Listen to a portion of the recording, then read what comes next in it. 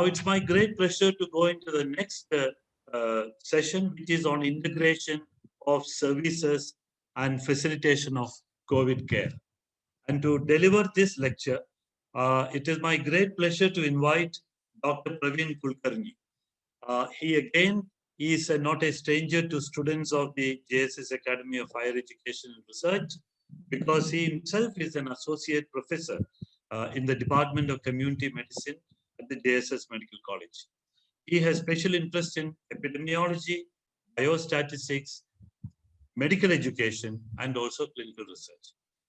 Now, I would state that he is an outstanding researcher and a teacher. Why do I say that? He has in the past received research grant from some of the best known funding agencies: the Government of India, the Indian Council of Medical Research, Department of Science and Technology, the DBT, and also an international well-known funding agency, namely the Bill and Melinda Gates Foundation. Now, of course, Bill and Melinda are in news, not for very good reason. They have decided to divorce. That's a different matter. But I hope the fund will continue to promote health and health-related research.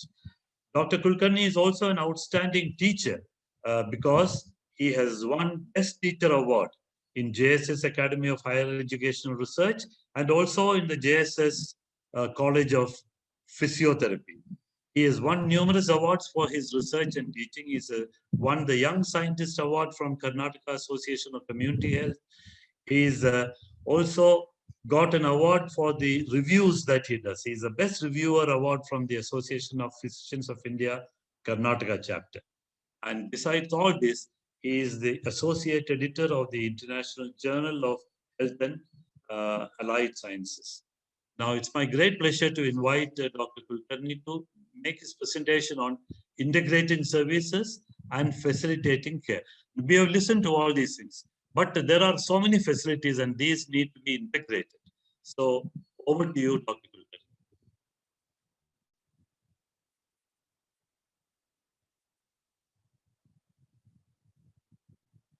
You have to unmute and then start talking. Thank you very much, sir. Thanks for introducing me, and it is always a pleasure to listen some good words about me from you and seniors like you. So today I'm going to talk about the integrating of services and facilitating the care.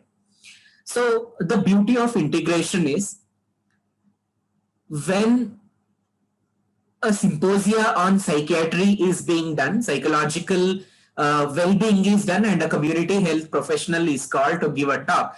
This is a best example for integration, how we integrate as professionals to provide the services and to provide the training. I would like to congratulate Dr. Kishore, and I would like to extend warm greetings from the Department of Community Medicine, JSS Medical College, and on behalf of head of the department. And I would like to talk on few areas where we can all integrate and provide the services. So my talk is going to have the following components. First, we'll see what is this integration. Is it a new concept or from where it has evolved over a period of time? And then we will talk about why the integration is required.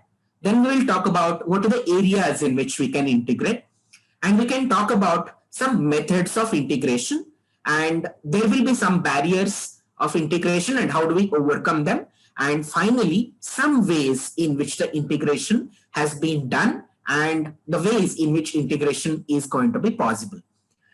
And I would like to use this opportunity also to give some tips about the COVID-19 vaccination to the facilitators of the current training program, because we get a lot of questions related to the COVID-19 vaccine and who has to receive it, how it has to be received, and what are the common myths and misconceptions related to that, which adds a lot of problem to the lot of burden to the mental health capacities. It adds to the mental health problems. So tension, stress, anxiety related to vaccination. We will talk about that also, and then I will end my presentation with some live examples. So integration is not a new concept. Margaret Chan, who was the Director General of World Health Organization, she very categorically mentioned, we are all providing services in compartmentalized feature manner. So it is not a good approach to provide the services. Let us all integrate and provide the services. This has followed lot of kind of approaches across the world, and we came out with a concept of One Health. And where health of every individual is important, and health should not be seen as just a medicine and stethoscope. It has something else which is beyond the four walls of a clinic and four walls of a pharmacy. There are many components we need to think of, and we need to provide services to the people. And if Margaret Chan has told it somewhere in the year 2007, so let us see what is its definition. What is integration? Integration is, as Dr. Kishore and all my other resource faculty are telling, integration is continuum of services. We need to continue the services across, and it is delivery of health services that the clients are going to receive. Not only the curative services, we need to provide the preventive services also. There should be blend of preventive as well as curative services, so that people are going to get a comprehensive health at the end of the day. And this healthcare and integrated healthcare we give, it should be purely based on the needs of the people, what we call it as felt needs in community health. And it should continue over a period of time. It should not be at one point in time. COVID is going on, we provide integrated care, and after COVID goes off, we are not concerned about it. It should continue. It should be sustainable. It should be across different levels of health system. I think all of you know, Indian health system has got three-tier healthcare delivery system, where the primary healthcare has a larger domain, followed by the secondary and tertiary. Whatever integration we are going to do, it should cover across different levels of healthcare. Now, when Margaret Chan told something in 2007, the British India had made this concept of primary, integrated healthcare as, old as in 1937. In 1937, the Central Advisory Board on Health gave a clear-cut recommendation to the British government, which was ruling in India. You cannot provide fragmented health services to the people of the country. You need to provide the integrated health services. The same has been reflected in Bohr Committee recommendation in 1946. I'm sure most of you, the doctors, the allied healthcare professionals who read community medicine, the Park textbook of community medicine, this is a topic which is quite boring, and most of us, try to neglect this particular topic, the health committee recommendations. Whatever I'm talking today, the seeds were sown in 1937 and sprouted in 1946 in Bohr Committee recommendation. But it came to a very clear existence with one of the very pioneering committee of health in India, which was called as Committee on Integration of Health Services itself. It was by Jhunjhunwala. If you give me 10 different health committees of India, the best committee recommendation, which I choose personally as a public health professional, is are the recommendations of Jhunjhunwala Committee. So Jhunjhunwala Committee has clearly reflected what we are talking today. They say preventive and curative services should be purely integrated. We cannot have separate preventive and separate curative component. So if we do that, I think, sir, can you please mute Rajesh Raman, sir? It's getting a bit disturbed. All the people, please mute other than the speaker. Thank you. Ravindra sir, can you mute? Yeah, thank you so much. Yeah, he is Naushad Jhunjhunwala. All are in the all mental, medical, nothing. All. Yeah, Ravindra sir, can you please mute?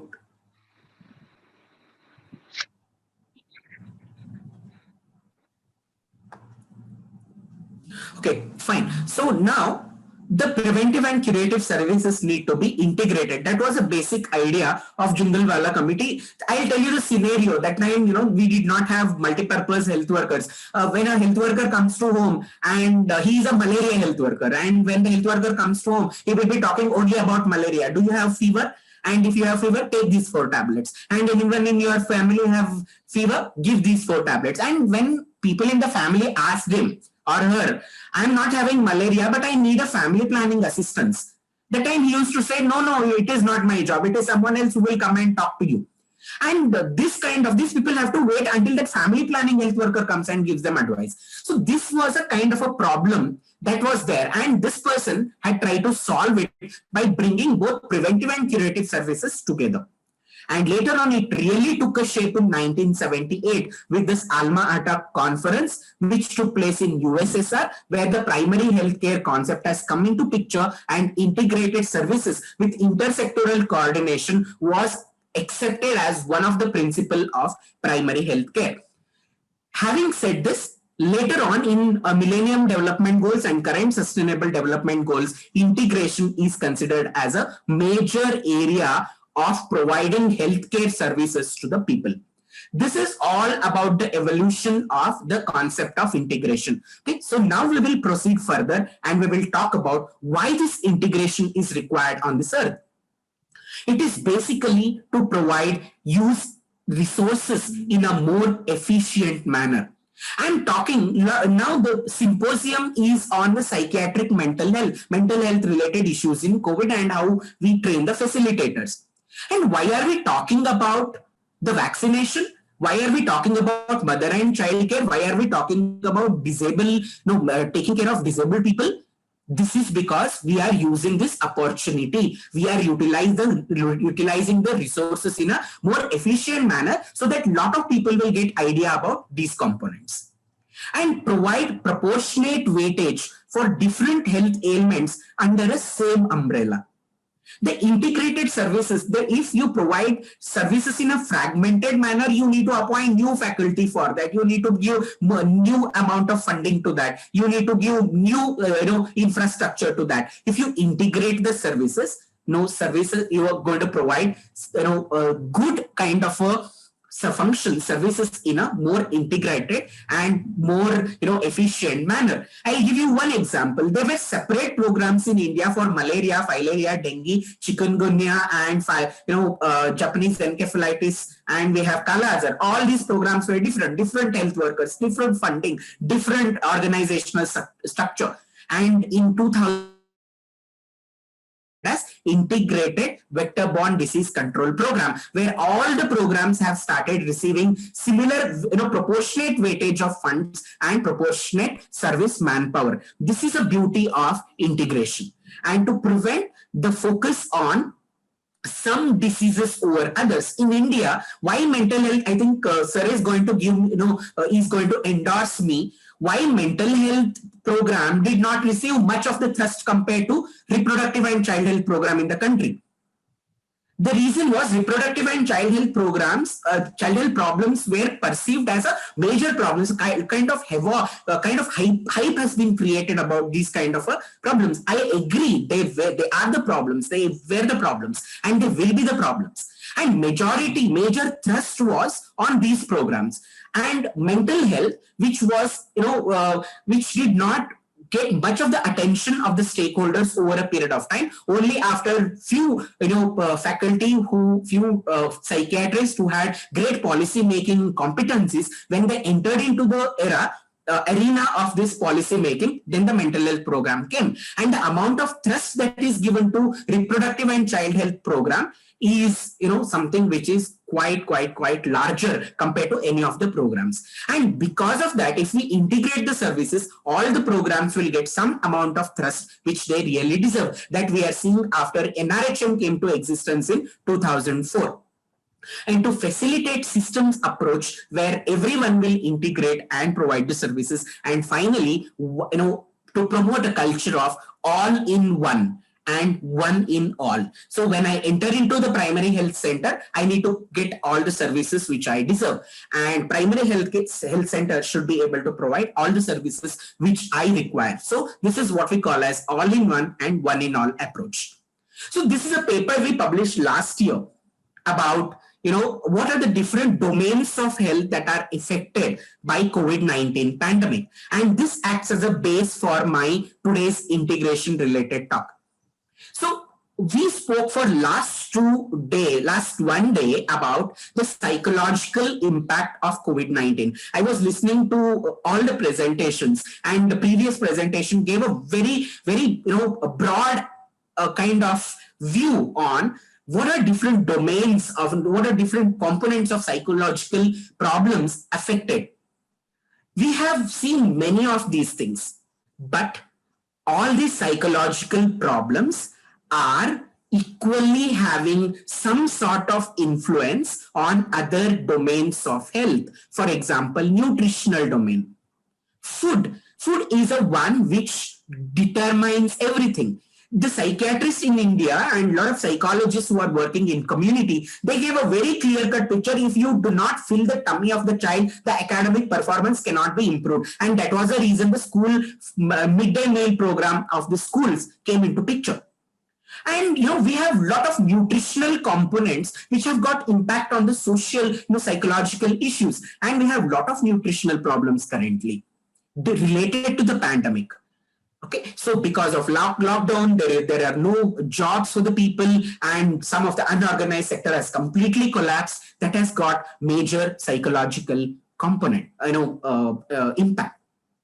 Educational impact, I was listening to Dr. Vinay was very clearly mentioning children sit at home, they do not go to the schools, and there are a lot of psychological problems associated with that. So we cannot separate psychological problems from educational problems. We have a lot of social problems.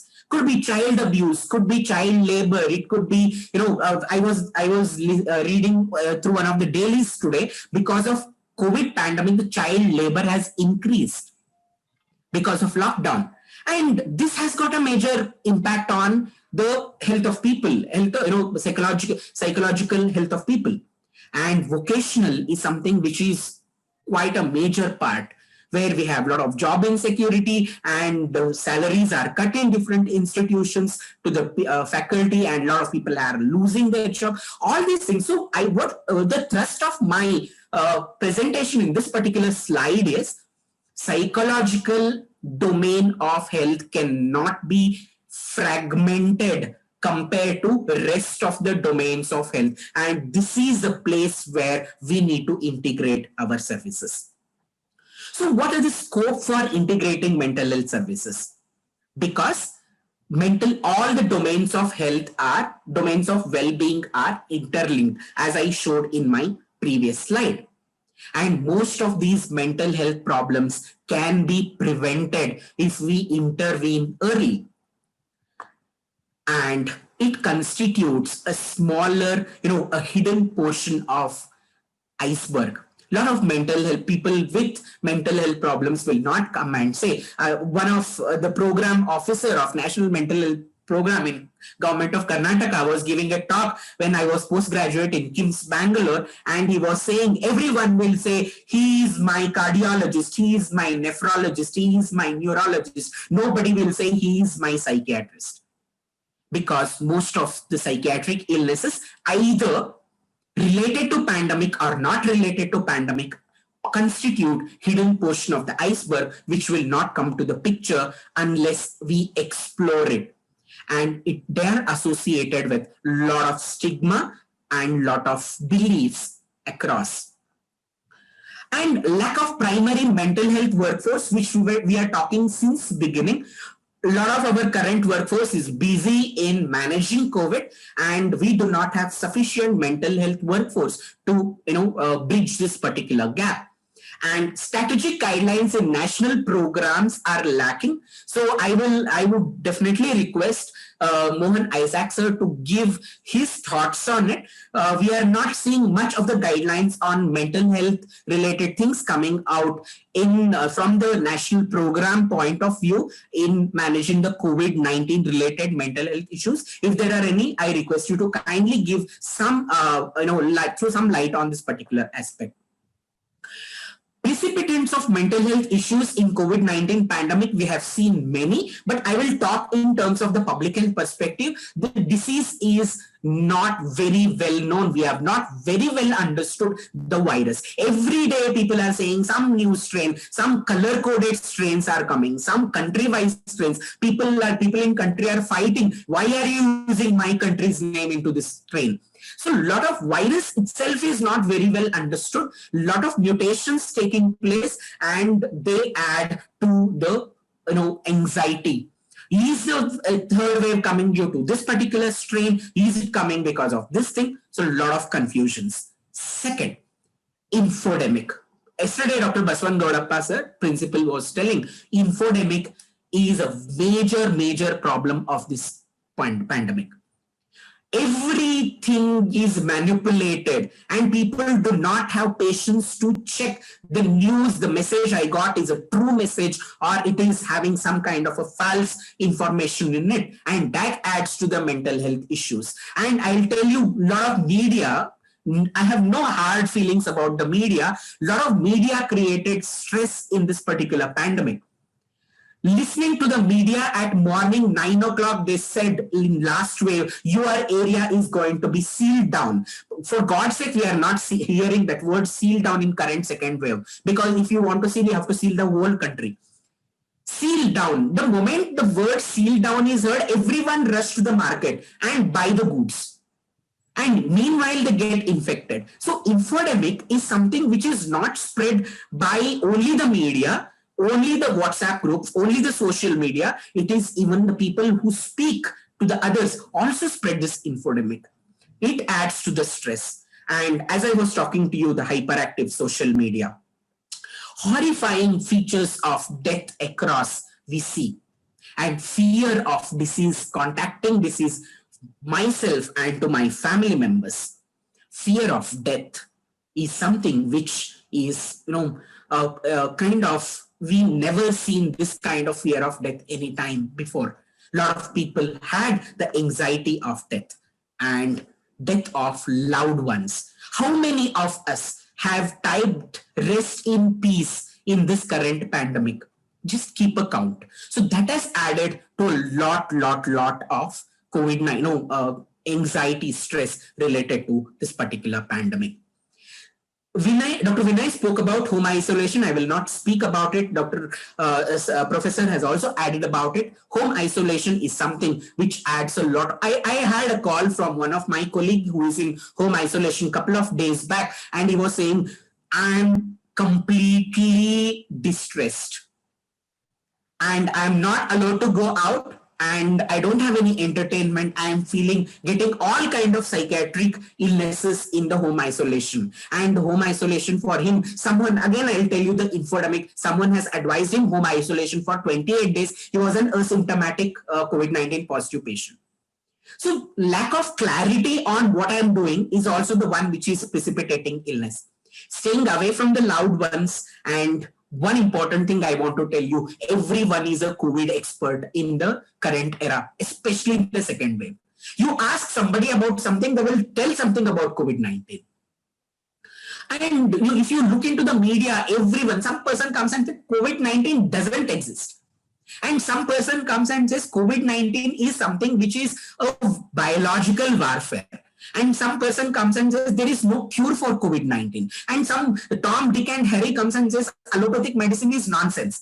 So all these things will add a lot of burden to the psychological component. So I will stop at this point. So if there are any things, I will just take it further after we take this small break. Professor Mohan sir, is that okay, or we will continue for a few more slides? No, we will, if not for anything, at least to break the monotony of people having to listen continuously, we will break for a few minutes and then you can come back. I'll at the outset raise one question which somebody has asked. I think it is in relation to what you have been just now saying about the media, etc. What the questioner asks is, if we educate the community about mental health related problems, will it have an adverse effect? For example, they blame us, like now we are blaming the media. Media is highlighting what is there, and of course, maybe they were overdoing it. So, this gentleman's question is, will we be blamed for educating the community about mental health issues? To you, Praveen, to respond. Yeah, this is a bit tricky question. So ultimately, whom to blame? So we are blaming media and media is blaming us. So I am not having any concern about educating the people. So we need to give right information at right time to a right group of people through a right media. This is what is my answer to this particular question. The education which we give to the people, and we need to, it should be in a right format, and we need to give continuous feedback to the people, and we need to answer their queries. Media is hyperactive, I totally agree, but media has to, give correct information to people and check their facts 10 times before they put it in the media. Okay. I think we will stop at that and we'll request you to continue. But before that, let me add my bit to this.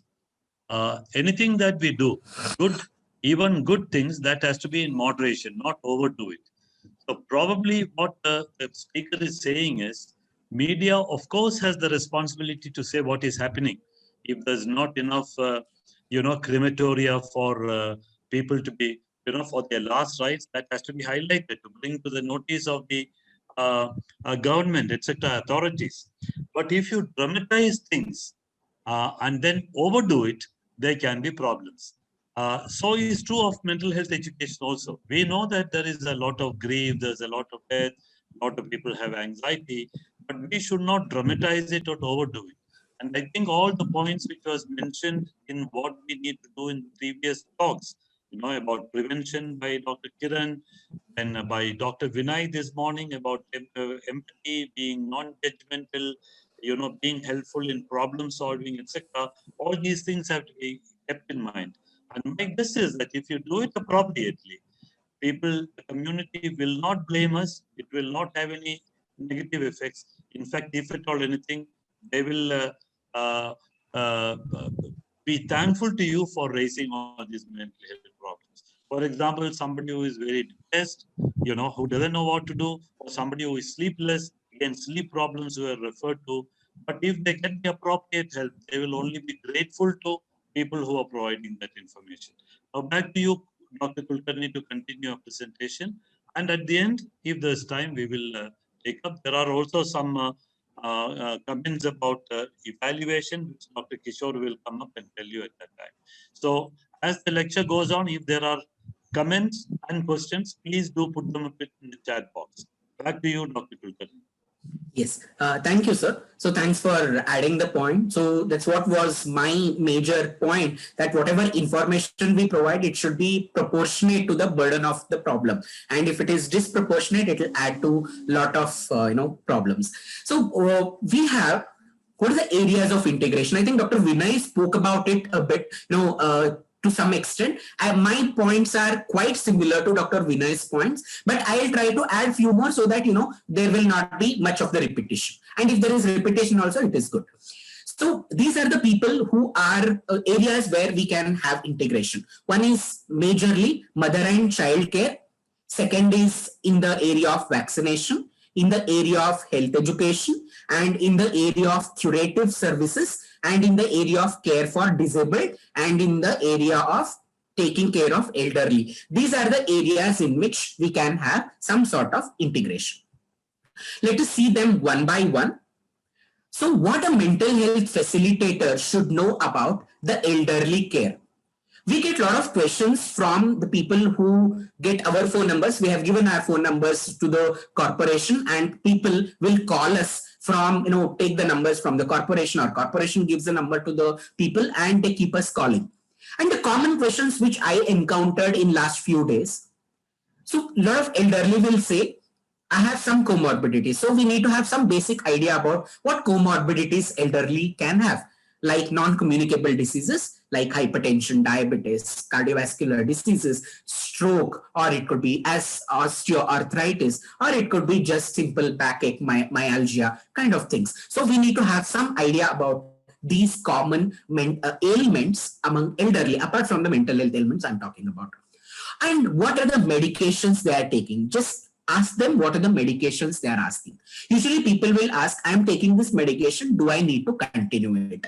Okay, so some people will ask, I'm taking medication of this particular brand and I'm not getting it in current pandemic because most of the pharmacies are out of stock. Can I take this particular medicine? We need to have some idea about what is the content of that particular medicine and what is the dosage and whether we need to advise them to continue or not. And regularity of treatment. So that is another common problem. I have stopped my treatment for quite some time because I not get the medicine. Do I need to continue it? And how frequently I need to get the medicine? I'm not getting in touch with my primary healthcare physician. Can you advise about it? We need to be in a position to advise them.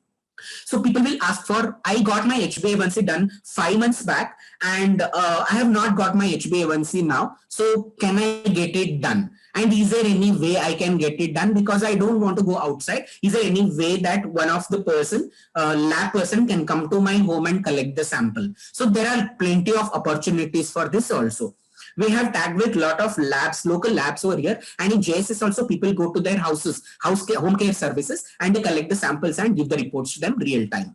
And any change in the severity of symptoms among elderly and also related to the diseases. So if we need to have some idea about it, whether there is any change in, for example, a person is diabetic, whether the frequency of polyuria, polydipsia, polyphagia has increased, whether there are complications that are getting aggravated. So we need to be in a position to provide them some advice. And more importantly, domestic accidents and injuries, which are very common in elderly. We need to, whenever people ask, we need to give some sort of idea about this also.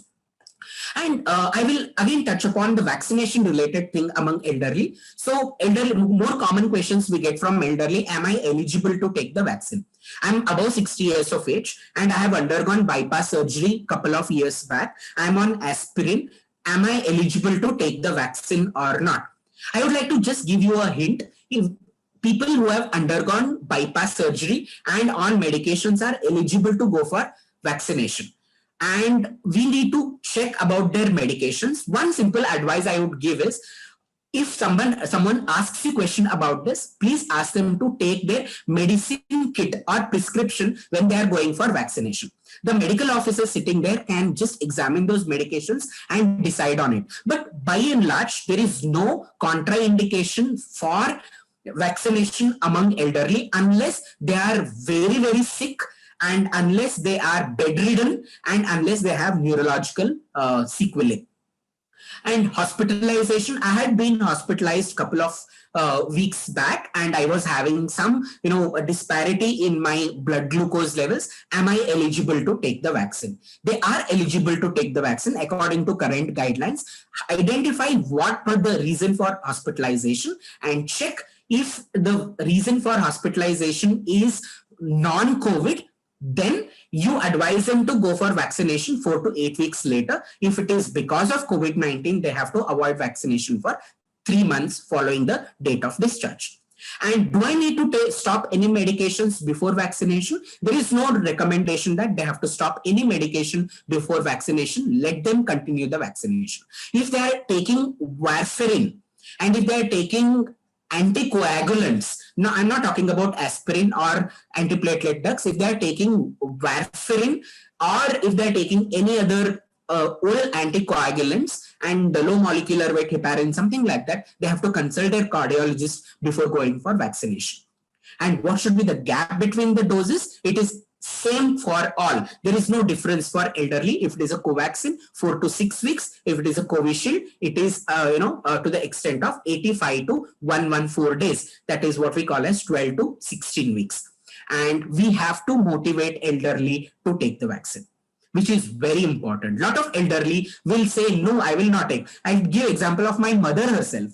I was involved in COVID-19 vaccine trial, and she will be listening to all my speeches every day, but still she was hesitant to take vaccine because she had a fear.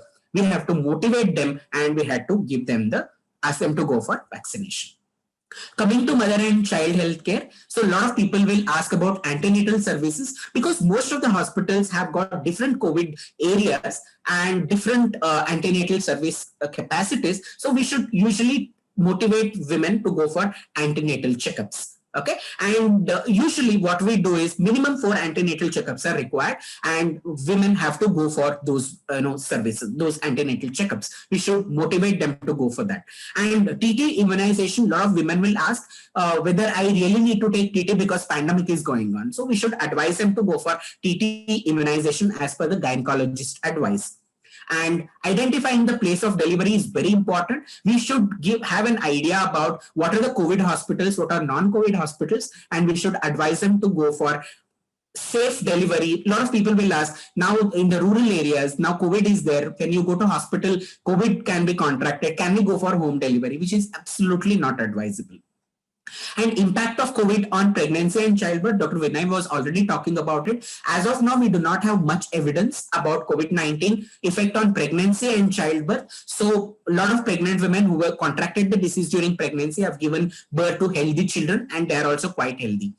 And a lot of women will also ask about the place of investigation. We can give similar advice as I gave for elderly. The home-based sample collection can be advised.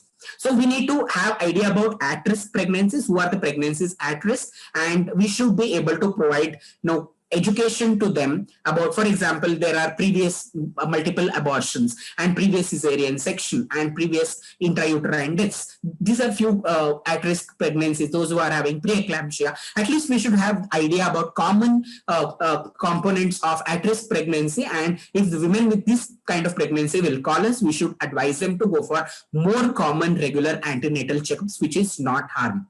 And family planning advices have to be given, because which are quite essential long-term impact on the population of the country, and we should advise them. You should all, mental health facilitators should know what are the conventional contraceptives and how to use them, like IUCDs, like OC pills and condom, how exactly they have to be advised. So you need to have some basic idea about it. Breastfeeding, Dr. Vinay has already told, I will not talk much about it. There is no harm in breastfeeding if mother is COVID-19 positive. She has to put a mask and she has to breastfeed the baby.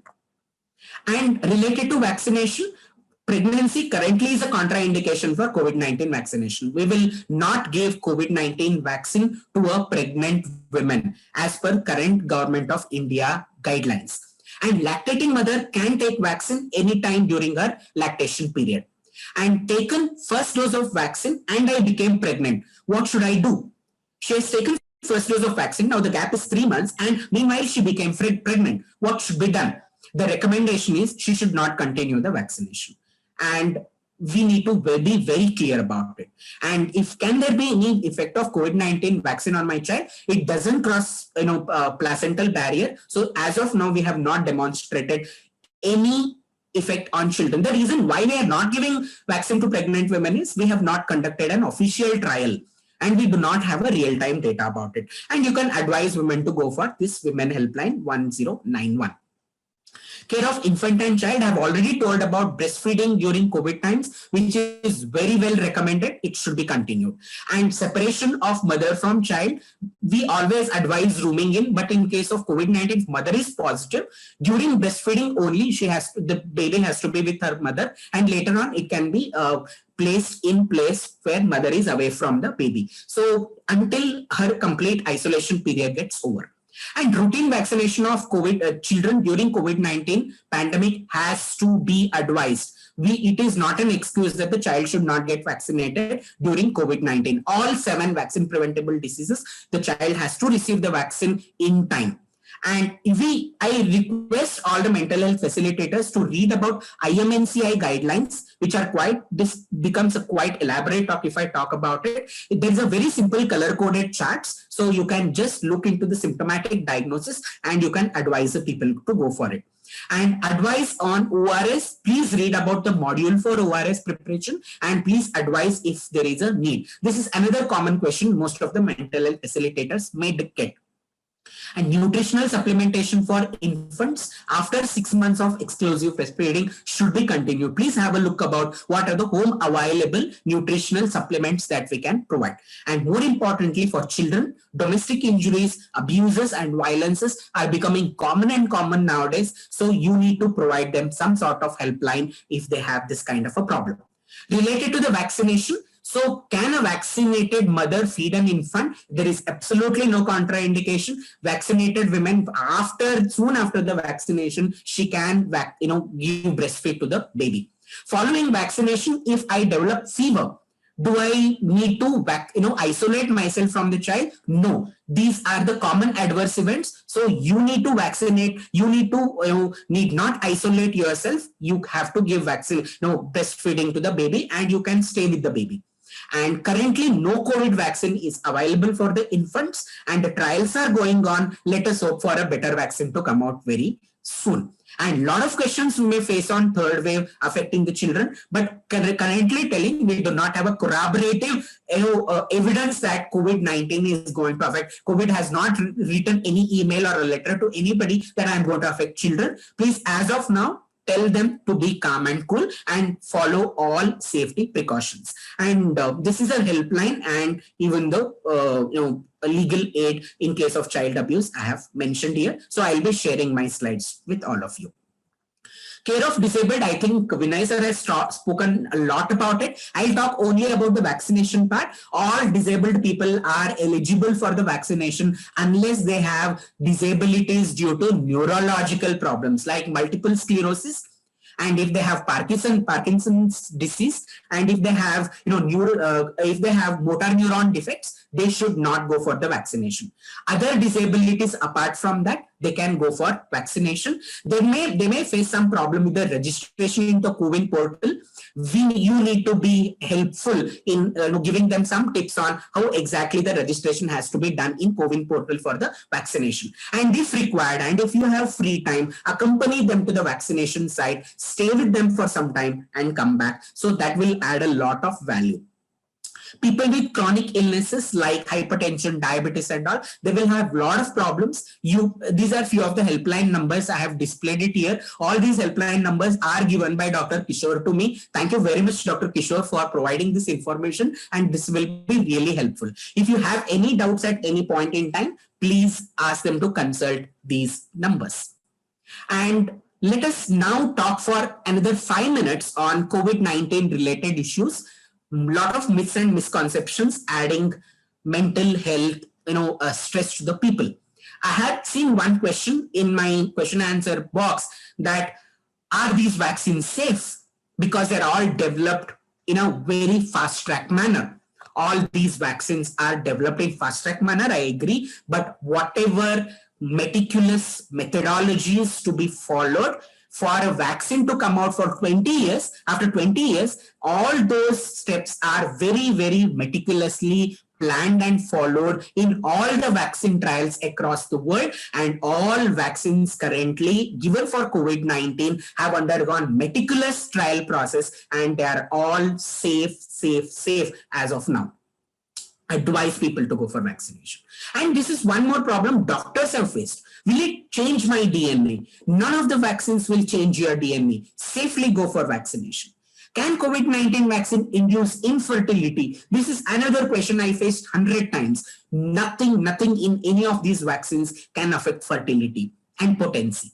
And does COVID-19 induce infection and turn COVID test positive? People take COVID-19 vaccine, develop fever as an adverse event, and they think they have developed COVID-19 and it is all because of vaccine. Vaccines do not induce COVID-19. Please remember it, because they're all inactivated vaccine. And this has become a common problem since last 1 month. Which one to choose? Some people say Covaxin is better, some people say Covishield is better, some people say Sputnik is better. So please go for any of these vaccines. All of them have got similar safety and efficacy profile. One may be more than other, but ultimately any vaccine which is more than 50% efficacious is good. Go ahead and take that particular vaccine. Everyone who receives AE, vaccine will develop AE. A lot of people don't go to vaccination for the reason that they may develop fever and myalgia. So it is not. Only around 60% of people who take vaccine can develop AEs. You can safely go for vaccination, and all these AEs can be easily resolved in 24 to 48 hours and maximum 72 hours. Large number of people get the blood clots. No, it is quite very low in India. It is to the extent of hardly 0.06 per 1 million doses may develop clots. It is quite meager, no need to bother about it. And this is a very important problem which I faced when people started government vaccination campaign. A lot of people, I cannot live without alcohol. So because of alcohol, people skip vaccination, which is incorrect. So as of now, so no government guidelines on alcohol prevention, abstinence following vaccination. Okay, it is always good we advise people, because if we tell alcohol can be allowed, we have seen people drinking alcohol and coming for vaccination. So such thing has to be quite, kept in mind. So the alcohol consumption can be continued, not a binge alcohol consumption. And this is another reason people get vaccinated and they test their antibodies serially. This has become kind of an obsession. And say antibodies are negative, vaccine did not act on me. This is adding another problem. So please keep in mind, do not go for antibody titer estimation, because the vaccines affect cell-mediated immunity. And if you want to get cell-mediated, test vaccine whether acted or not, test your cell-mediated immunity, then it is very costly. Better don't go for it. And coming to the interchangeability of Covishield and Covaxin, do not interchange. Take the same vaccine which you took before, because both of them are, having different mechanisms of action.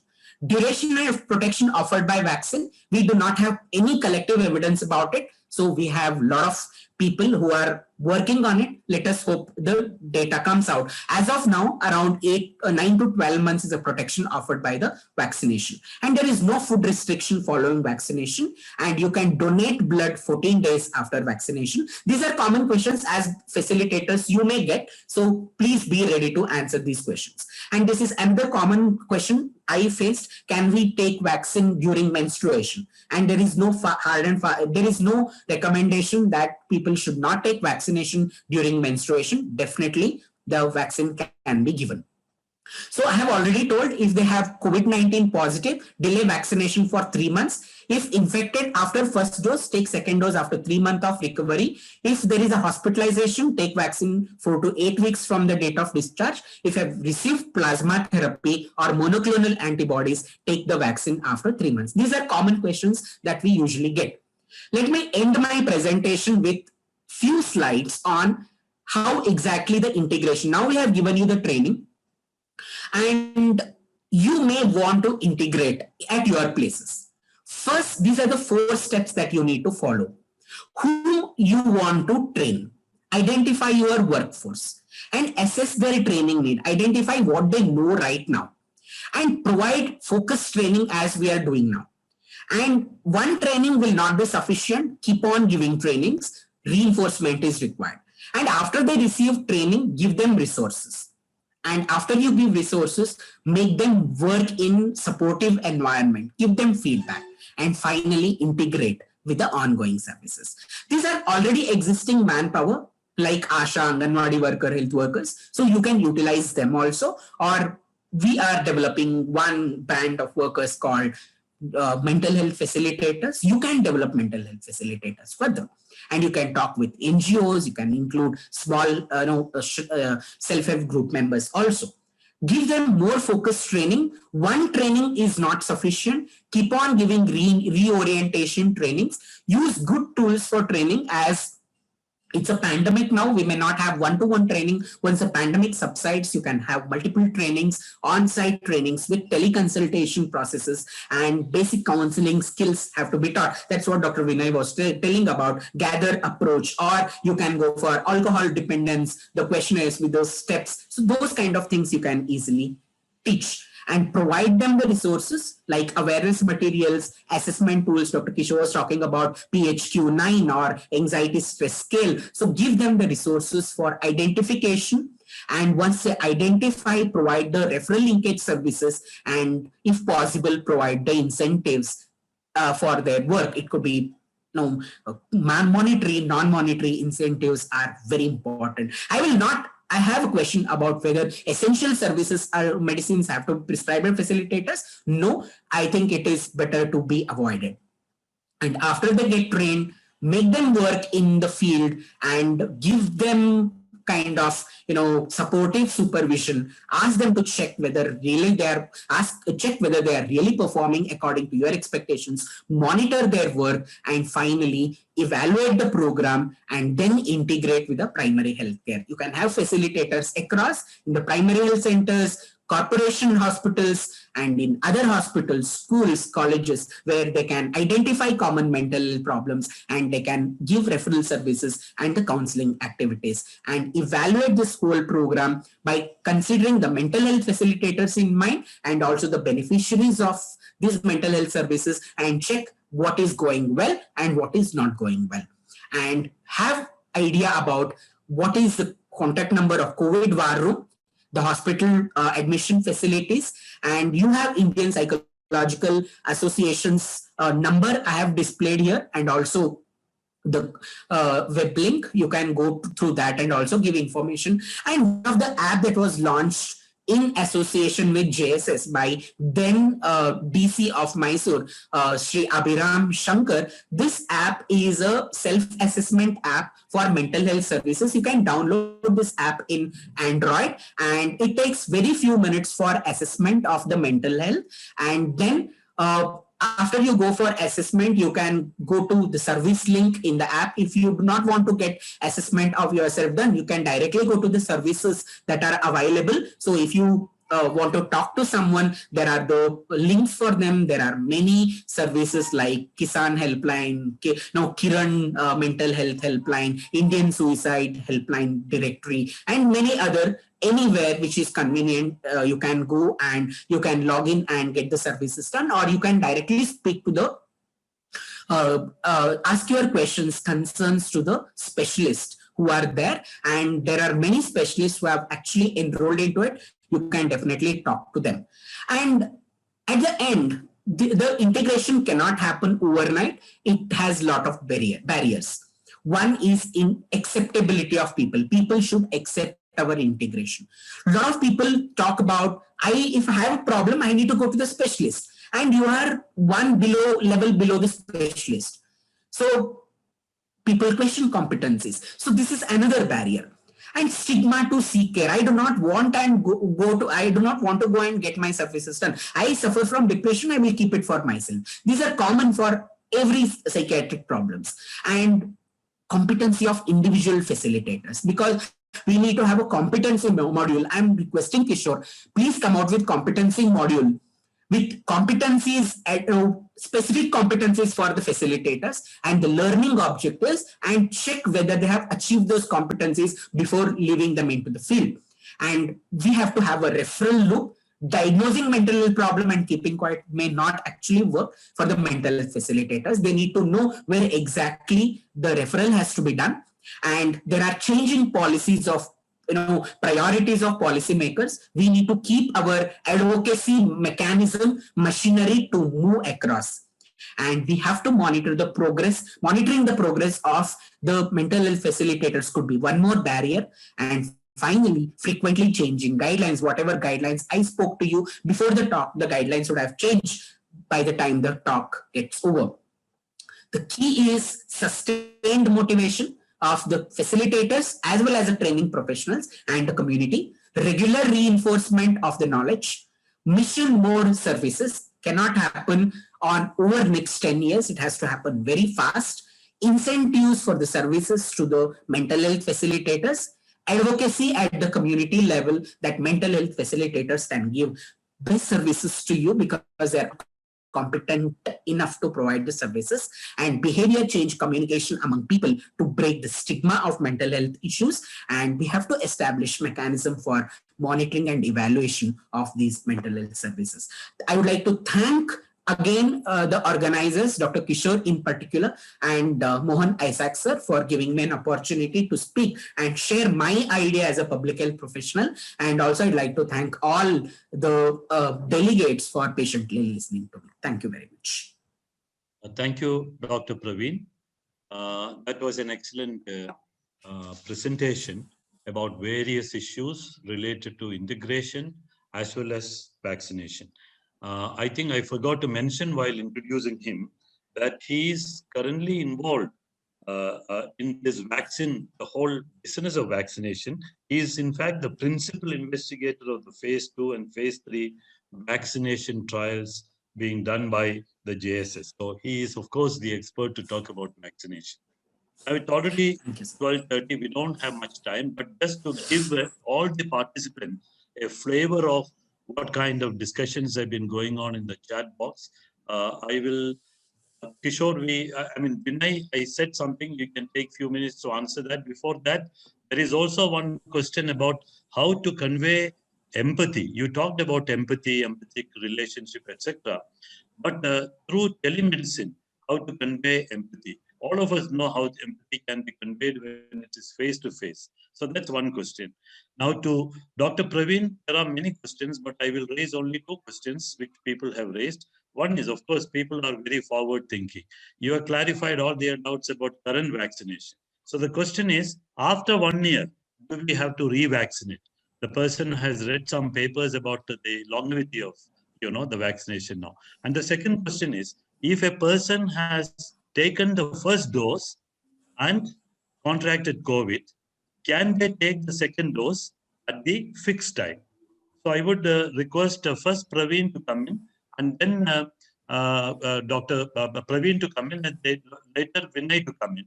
And if there are questions, I'll just mention them because it's already 12:30. And at the end, I would want Kishore to come in and talk about the feedback and the assessment of this. Okay, so first Praveen about vaccination, then Vinay about empathy and what to do with obesity and the gadget addiction and the game addiction in young people. Okay, Praveen. Thank you, sir. Thanks for the question that has been raised. So point is, currently all the vaccines, they have just crossed their infancy. So the vaccine trials are still going on, and we do not have any evidence about the duration of protection offered by the vaccines.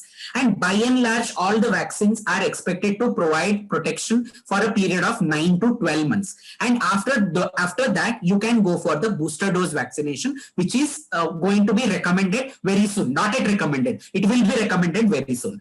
I think I have answered your question. And second question is, if a person has taken first dose of vaccine and contacted COVID, you must take second dose of vaccine 3 months after the day of recovery from symptoms. And if you are hospitalized due to that, take vaccine 3 months after the day of your discharge. I think I have answered both the questions. Thank you. Vinay? Yeah. Thank you for the opportunity again, sir. So with regard to the obesity developing in children, so thing is, yeah, definitely it's challenging, but it depends. For example, there are some physical conditions underlying. So maybe it's worthwhile to get a kind of a expert opinion regarding that. That's the first thing. If it is much more to do with the nutritional aspects, maybe obesity is both kind of the factors playing role is intake, that is diet, and also in terms of output, that is exercising and physical activity. So given the whatever restrictions and limitations, if something can be followed, at least children can be told about, okay, this is how others are handling, by giving an examples like within home, till some relaxations or restrictions are lifted off. So maybe something they can do it at jogging at a a single place. And carrying out after the warm up some of the exercises, and also simultaneously dietary restrictions, healthy dietary restrictions that can be followed rather than total stoppage of meal in a day. So at least some of these strategies can be made use of. Obesity is not only about activity, it is also about intake as well. So that aspect has to be driven across. And of course, with the children, negotiation always works rather than confronting them and then making them responsible to take decisions. And with regard to the second thing, what now currently referred to as digital empathy.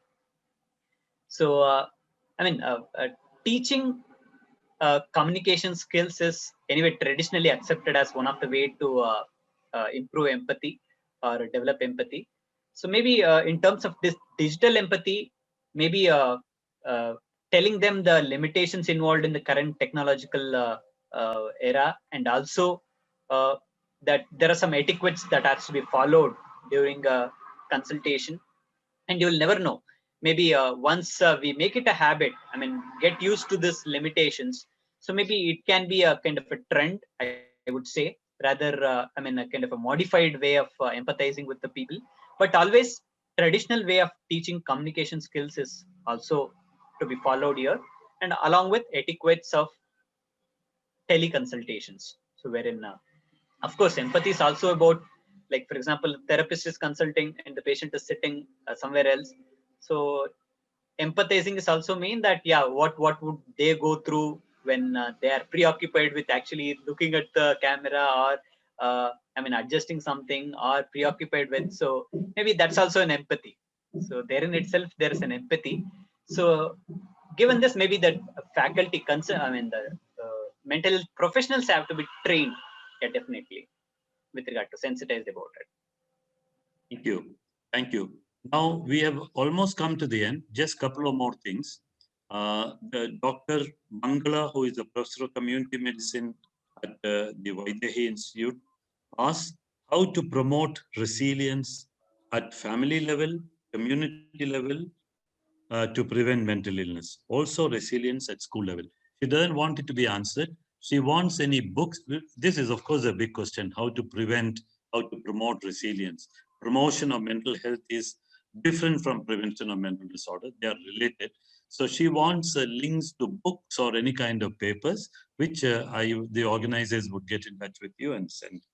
Then some other questions which came up, which have been answered, about domestic violence. During the COVID phase 1, there was a lot of talk about COVID domestic violence. But during COVID-2, you don't hear much about it, etc. My own response is COVID-2 has affected much larger number of people. People are now worried much more about more important problems of ICUs and oxygen supply and oxygenation and death and grieving and all that.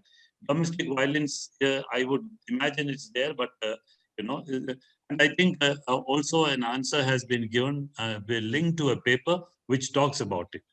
Now, a lot of people have come to the end, and they are now concerned about how to give the feedback, where are the forms available, and many people are asking, how will we get the PowerPoint slides? So to respond to all this, I will request Kishore to answer those questions. I'll quickly answer them. In the chat box, we have put up both the feedback form as well as the assessment.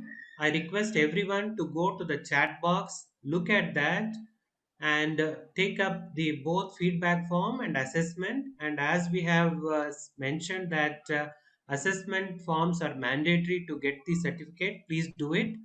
I think there are two participants who have raised the hand, sir. I think you want to Please. take that.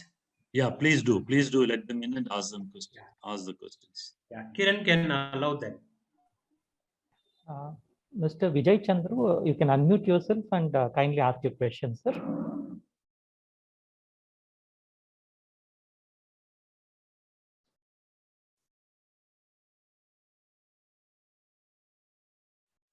Mr. Vijay Chandru, if you're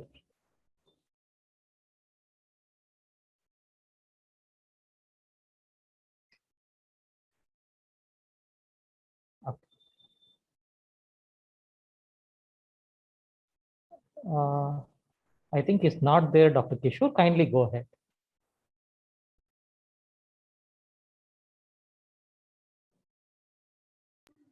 The other person who wanted to answer, No, I mean, raise both the of question. no, both of them have withdrawn. I think you can kindly go ahead. Yeah. See, assessment form should be, it is linked in your chat box. We are posting it again and again. I'll send them to your chat box. Please go to your chat box, look for feedback form as well as the uh, assessment.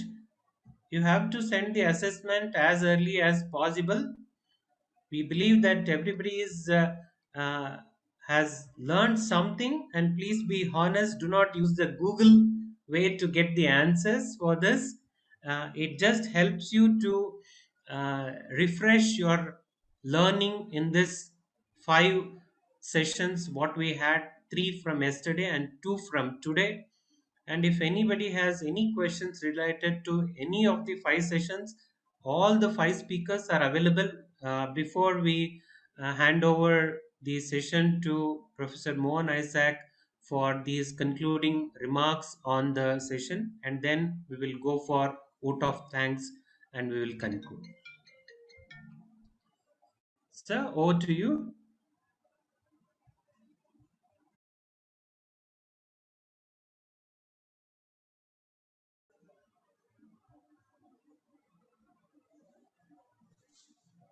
I think we have lost the connection with Dr. Mohan Isaac. Okay, if anybody wants to give the feedback about the whole program, and they can come live and give the feedback as a participants from various background. How did you perceive this program?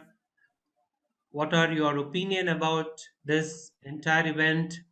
So for 1 or 2 minutes, we will listen to the participants, whether it's a student, faculty, or a practitioner. Some of the people are from Mauritius. Some people are from various parts of this country. And it's very important for us to listen to 1 or 2 of you as we take up the last part of this presentation. Or if speakers have missed anything during the presentation and want to convey anything, please uh, do it now.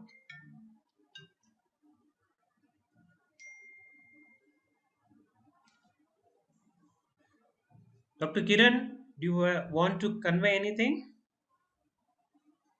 Yeah, hopefully, all the 5 sessions were productive, and there was a good learning experience for all of us.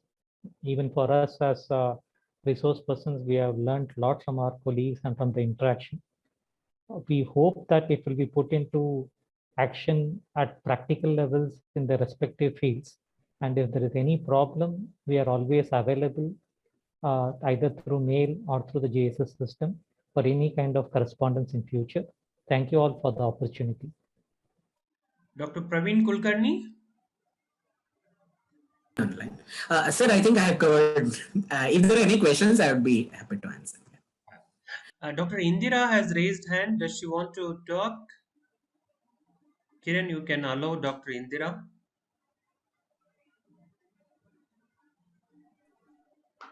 It's not visible. I'll just find it. Yeah. Has anybody has Sudeep, do you want to convey anything? Nothing, sir. It was a learning opportunity. You know, uh, I think it's an opportunity. I hope all the participants are benefited from this program and utilize discussed in real life setting. Yeah, thank you. Dr. Vin. From my, I mean, it's a kind of a learning experience for me as well, getting to know about the varied kind of various group of people. So, like what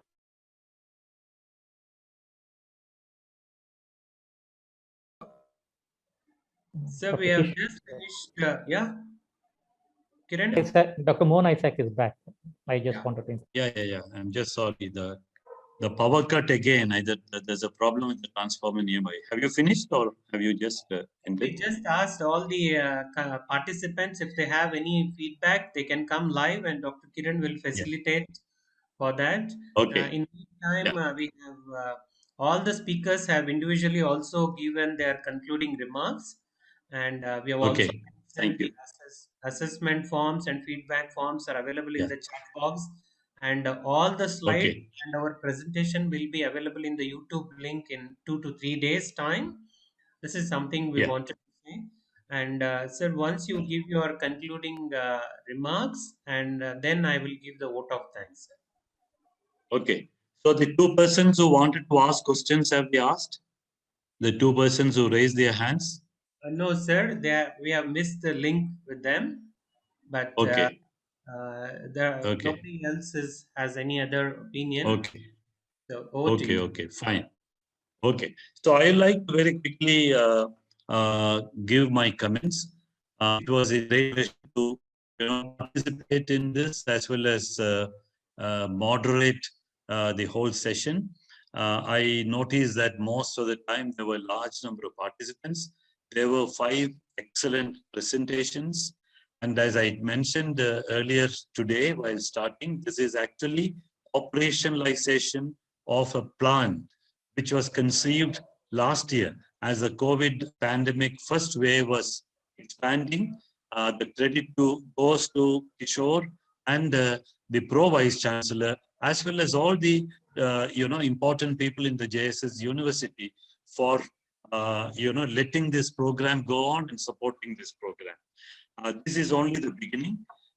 All the people who attended this should go over the slides again. It will be available in the YouTube, as has been said again, because learning is a process of relearning and relearning. And then, of course, you start implementing the knowledge that you have learned by helping other people. And that is when you become a facilitator.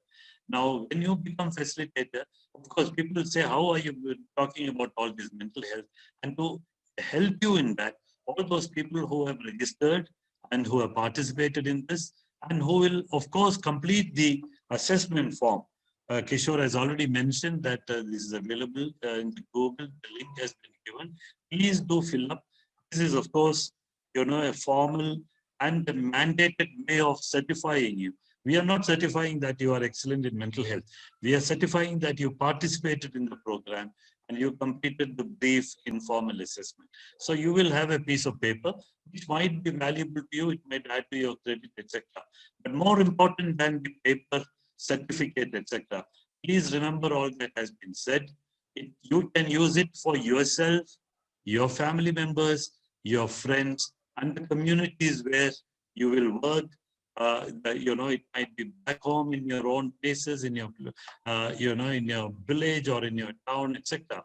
And going by the large number of questions and comments, I know that you are a very, very committed lot.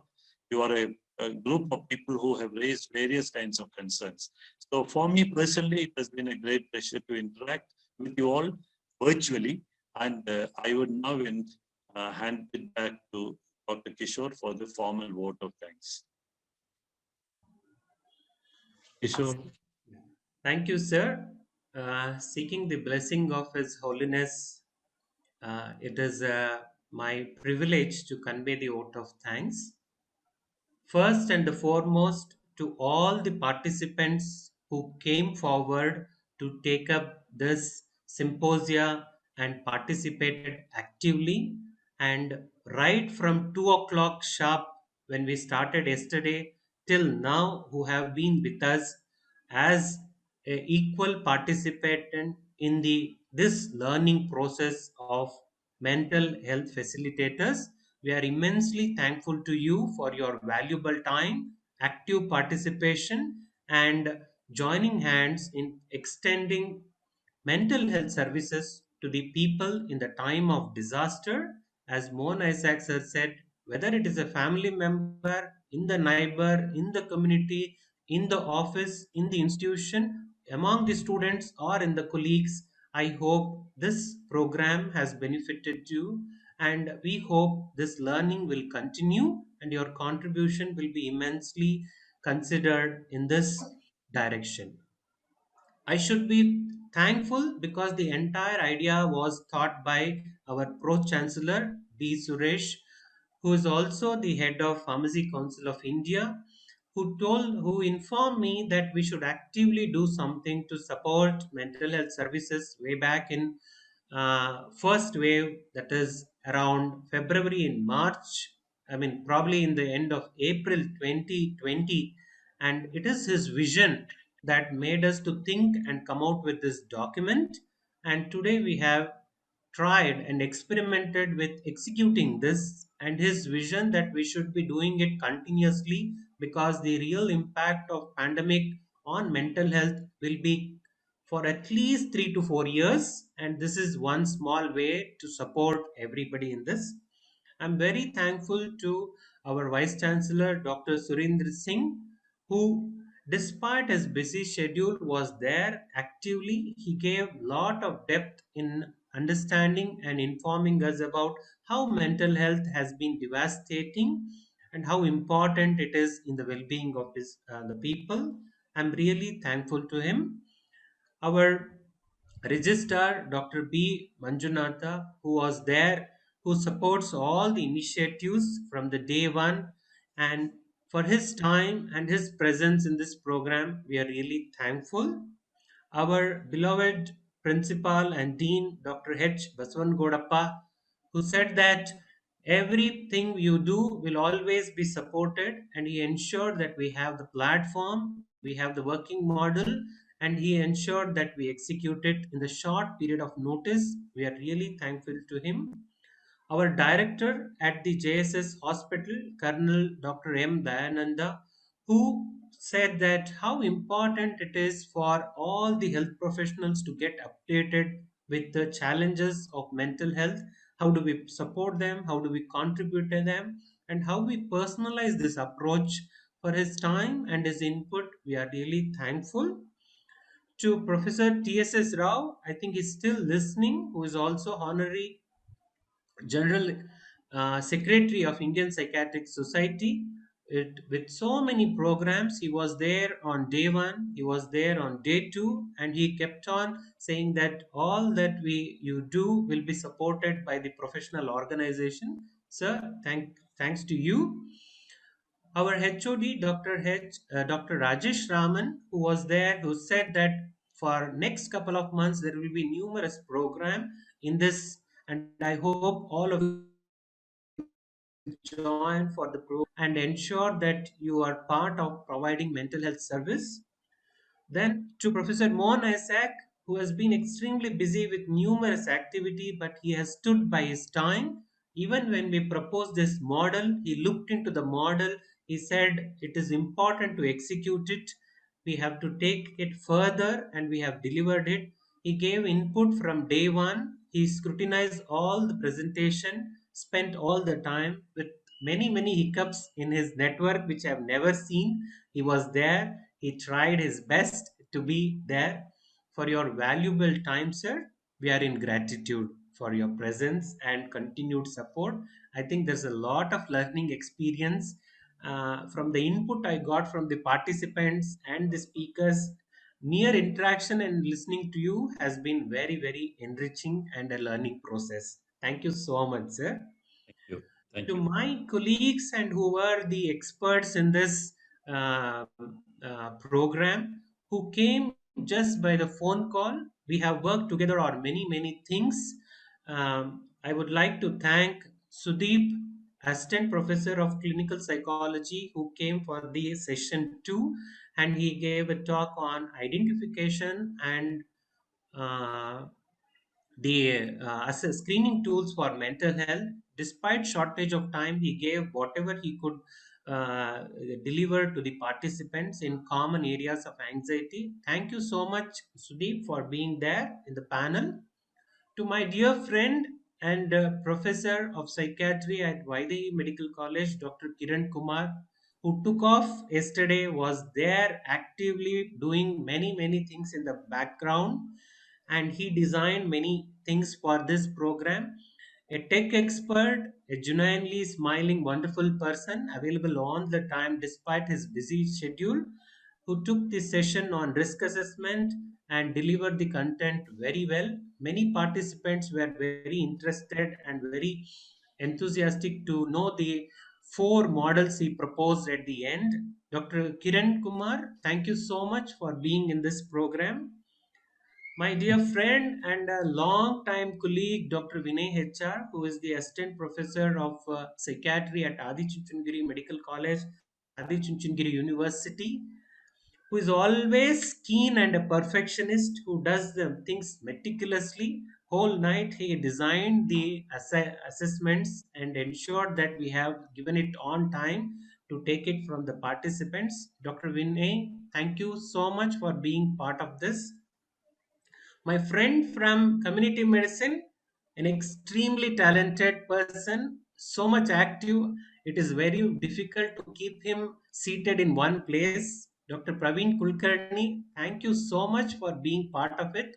Your presence from the initial period, contribution, corrections, and being part of many, many things you do and joining this endeavor.